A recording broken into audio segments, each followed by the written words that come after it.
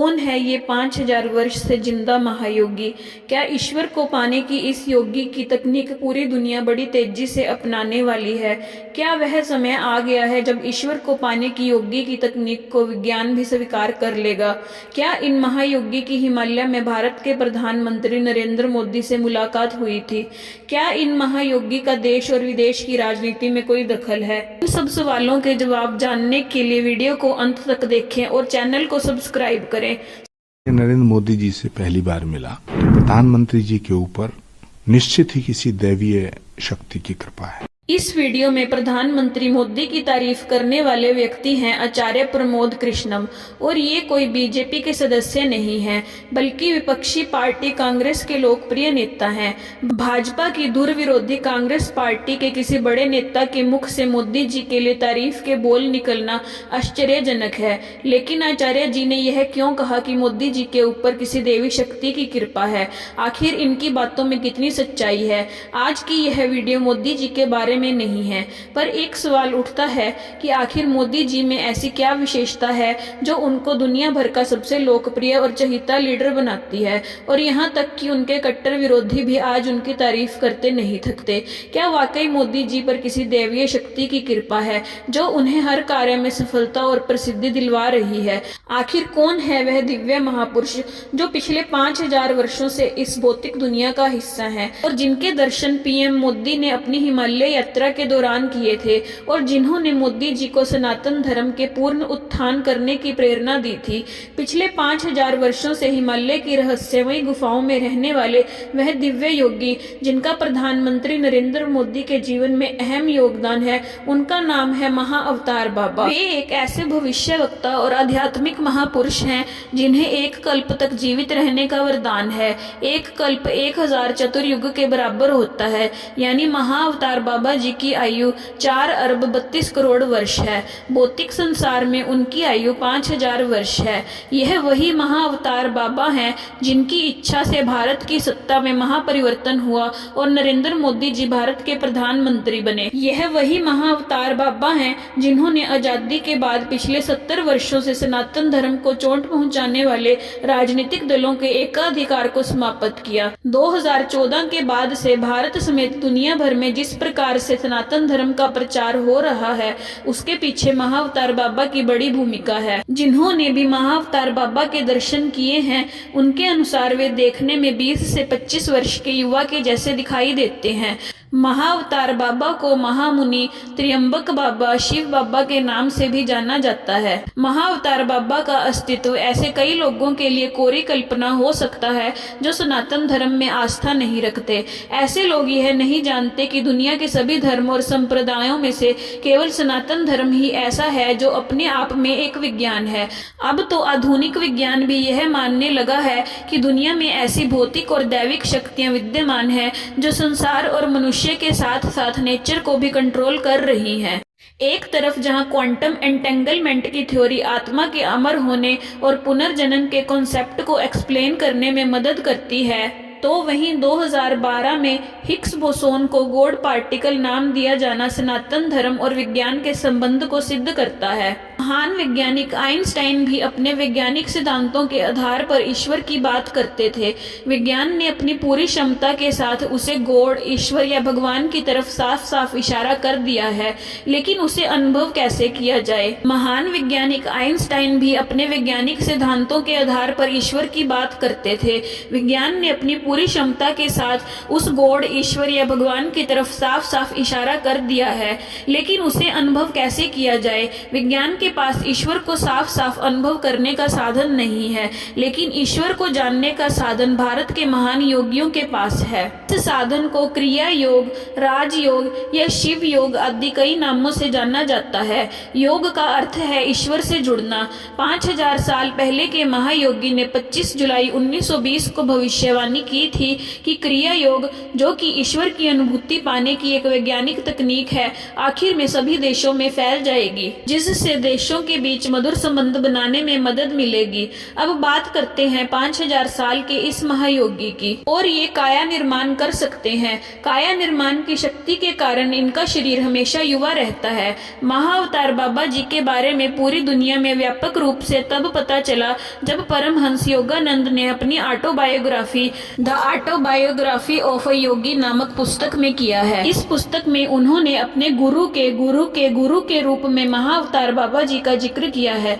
परमहंस योगानंद जी के गुरु युक्तेश्वर गिरी जी थे और युक्तेश्वर गिरी जी के गुरु लाहाड़ी महाशय जी थे और लाहाड़ी महाशय जी के गुरु महाअवतार बाबा जी थे।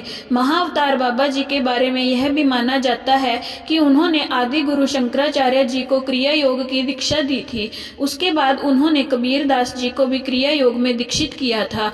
आधुनिक काल में सबसे पहले लाहाड़ी महाशय ने महाअवतार बाबा जी से मुलाकात की थी। उसके बाद लाहाड़ी महाशय के शिष्य युक्तेश्वर जी ने 1894 में इलाहाबाद कुंभ मेले में उनसे मुलाकात की थी। परमहंस योगानंद जी जब महाअवतार बाबा से मिले तो वह सिर्फ 19 साल के नजर आ रहे थे। योगानंद जी ने किसी चित्रकार की मदद से महाअवतार बाबा का चित्र भी बनवाया। वही चित्र आज हमें सभी जगह दिखाई देता। परमहंस योगानंद जी महाअवतार बाबा जी से 25 जुलाई 1920 में मिले थे। इस मुलाकात के दौरान ही महाअवतार बाबा जी ने अपनी भविष्यवाणी करते हुए योगानंद जी से कहा था, तुम वही हो जिसे मैंने पश्चिमी देशों में क्रिया योग की शिक्षा का प्रचार व प्रसार करने के लिए चुना। बहुत पहले मैं तुम्हारे गुरु युक्तेश्वर से कुंभ मेले में मिला था। मैंने उनसे कहा था कि वे तुम्हें मेरे पास प्रशिक्षण के लिए भेजें और बाद में क्रिया योग सब देशों में फैल जाएगा। कहा जाता है कि वर्तमान में पूना के योगी राज गुरुनाथ सिद्धनाथ जी भी महाअवतार बाबा जी से मिल चुके हैं। उन्होंने बाबा जी पर एक किताब भी लिखी है जिसका नाम है द लाइटनिंग स्टैंडिंग। कहा जाता है कि सन 1994 में बद्रीनाथ स्थित अपने आश्रम में बाबा जी ने अपने एक महान भक्त S.A.A. रमैया को संपूर्ण 144 क्रियाओं की दीक्षा दी थी। और भारत के प्रधानमंत्री नरेंद्र मोदी जब अपनी युवावस्था में हिमालय में तपस्या कर रहे थे तो उन्हें महाअवतार बाबा जी के दर्शन हुए थे। नरेंद्र मोदी हिमालय छोड़कर वापस नहीं जाना चाहते थे, लेकिन महाअवतार बाबा ने कहा कि तुम्हें संसार के बीच रहकर काम करना है। साउथ के सुपरस्टार रजनीकांत भी महाअवतार बाबा के भक्त हैं। रजनीकांत ने 2002 में महाअवतार बाबा पर बाबा फिल्म बनाई थी। इस फिल्म के लेखक खुद रजनीकांत थे। महाअवतार बाबा की एक गुफा भी है जो उत्तराखंड के अल्मोड़ा जिले में स्थित है। यह पवित्र गुफा कई संतों और महापुरुषों की ज्ञान स्थली रही है। फिल्म अभिनेता रजनीकांत और जूही चावला भी बाबा की इस गुफा के दर्शन करने आते रहते हैं। माना जाता है कि शिवालिक की इन पहाड़ियों में महाअवतार बाबा जी ने कई लोगों को दर्शन दिए हैं। महाअवतार बाबा जी से जुड़ी 2 घटनाएं काफी प्रचलित हैं, जिनका जिक्र परमहंस योगानंद जी ने अपनी आत्मकथा में किया है। योगानंद जी ने लिखा है कि एक बार बाबा जी रात को अपने शिष्यों के साथ आग की धुनी लगाकर बैठे थे। तभी एक जलती हुई लकड़ी को उठाकर बाबा जी ने अपने शिष्य के कंधे पर दे मारा। वहां बैठे शिष्यों को यह बुरा लगा। तब बाबा जी ने बताया, ऐसा करके उन्होंने आज इसकी जलकर होने वाली मृत्यु को टाला है। इसी तरह की दूसरी घटना का जिक्र करते हुए योगानंदा जी लिखते हैं कि एक बार किसी तरह एक व्यक्ति बाबा जी के पास पहुंच गया और बाबा जी से दीक्षा लेने की जिद करने लगा। बाबा जी के मना करने पर उसने पहाड़ से कूद जाने की धमकी दी तो बाबा जी ने कहा, कूद जाओ। वह व्यक्ति जाकर कूद गया। यह दृश्य देखकर वहां मौजूद उनके शिष्य घबरा गए तो बाबा जी ने कहा कि पहाड़ी से नीचे जाओ और उस व्यक्ति का शव लेकर आओ। सभी शिष्य पहाड़ी के नीचे गए और शव को लेकर आए। शव बिल्कुल खराब हो चुका था।